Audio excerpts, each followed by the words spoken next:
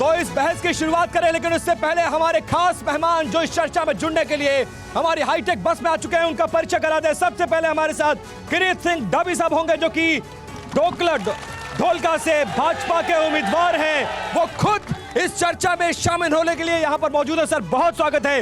इसके अलावा कांग्रेस का पक्ष रखने के लिए पंकज कुमार झाला, जो कि जिला महामंत्री हैं और नेता हैं कांग्रेस, अपनी पार्टी का, अपने उम्मीदवार का पक्ष रखने के लिए आए हैं। और इसके अलावा राजेश भाई भट्ट, जो कि वरिष्ठ पत्रकार के साथ साथ राजनीतिक विश्लेषक हैं और ढोलका को बहुत अच्छी तरह समझते हैं और अपने अनुभव का आज हमें यहाँ परिचय देंगे। उसके जरिए हम समझेंगे कि क्या कुछ हो रहा है वहां पर। लेकिन जैसा कि हमारे शो की परिपाटी है कि हम शपथ से अपने शो की शुरुआत करते हैं। जो कैंडिडेट्स और जो यहाँ पर हमारे मेहमान आए हैं वो एक शपथ खाएंगे और शपथ के जरिए कहेंगे कि मैं जो कहूंगा सच कहूंगा, जनता के सामने सच के सिवा कुछ नहीं कहूंगा। ये अपनी जमीन पर नर्सरी बना के सिर्फ झाड़ बेचकर साल में 2 करोड़ कमाते हैं। उनके सीक्रेट्स को सीखना चाहते हैं तो फ्रीडम ऐप को अभी डाउनलोड करें। सबसे पहले किरीट सिंह डाभी सर, आप शपथ लीजिए कि आप इस चर्चा में मेरे सवाल जो भी होंगे उसका जो भी जवाब देंगे आप सच कहेंगे, सच के सिवा कुछ नहीं कहेंगे।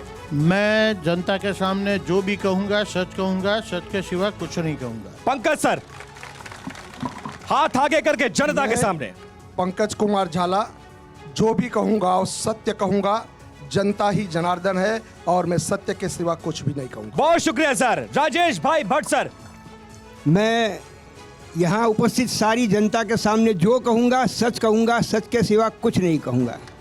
तो अब इस शपथ के बाद हमारे शो का फॉर्मेट है कि एक रैपिड फायर राउंड हम करते हैं। 30 सेकंड का अपने मेहमानों को वक्त देते हैं और 30 सेकंड के अंदर हमारे सवाल का जवाब देना होता है। इस रैपिड फायर राउंड की शुरुआत करें, लेकिन उससे पहले अहमदाबाद और ढोलका अपने लिए एक जोरदार ताली बजाइए और अपनी उपस्थिति दर्ज कराइए कि आप लोग किस तरह से चुनाव में पार्टिसिपेट कर रहे हैं और कितने जागरूक हैं आप। एक बार और तेज तालियां बजनी चाहिए और तालियों की आवाज अहमदाबाद गांधीनगर तक जानी चाहिए।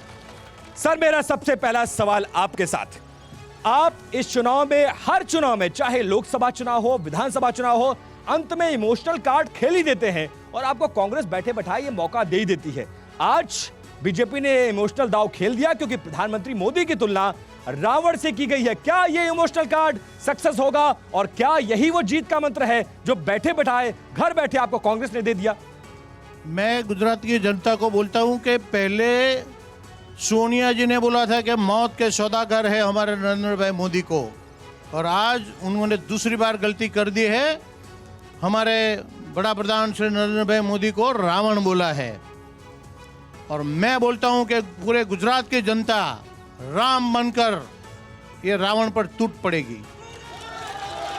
राम बनकर रावण पर टूट पड़ेगी, जिन्होंने ये बयान दिया है उसके ऊपर आपका तंज है। 30 सेकंड आपके पूरे हो रहे हैं। इसके बाद पंकज जी ये बताइए आप लोग को हो क्या है। 2007 में आप मौत का सौदागर कहते हैं, फिर 2014 में आप कहते हैं नीच है, चाय वाला है, फिर 2019 में आप कहते हैं कि हिटलर और हिटलर जैसी मौत होगी, और अब जब 2 दिन पहले चरण में 48 घंटे का वक्त बाकी है तब आप कहते हैं रावण और रावण के 100 सिर।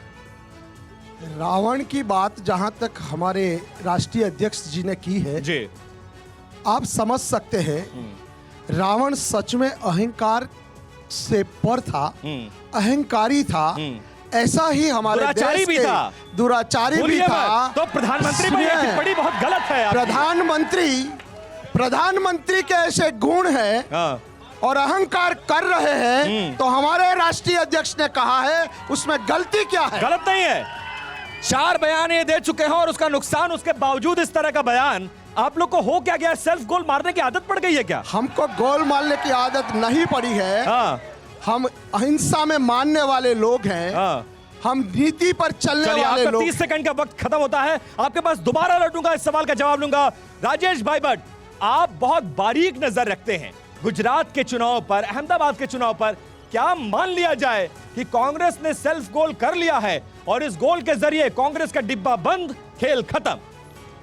देखिए, अगर न्यूट्रल बात करूं, बिल्कुल न्यूट्रल बात करिएगा बराबर, तो बीजेपी अपना गोल खेलेगी, कांग्रेस अपना गोल खेलेगी, मगर ये जो जनता है वो सिर्फ विकास को वोट देगी। तो क्या गुजरात में विकास हुआ है क्या? अच्छा, कितने लोग ये मानते हैं कि गुजरात में विकास हुआ है? अच्छा, ये अपनी जमीन पर नर्सरी बना के सिर्फ झाड़ बेचकर साल में 2 करोड़ कमाते हैं। उनके सीक्रेट्स को सीखना चाहते हैं तो फ्रीडम ऐप को अभी डाउनलोड करें।